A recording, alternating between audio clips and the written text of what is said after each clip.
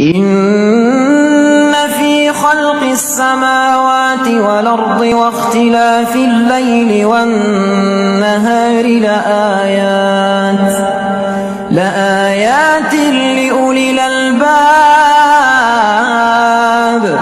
الذين يذكرون الله قياما وقعودا وعلى جنوبهم ويتفكرون في خلق السماوات والأرض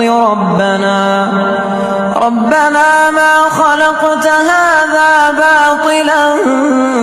سبحانك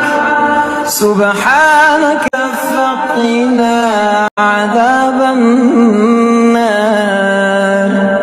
ربنا إنك من تدخل النار فقد أخزيته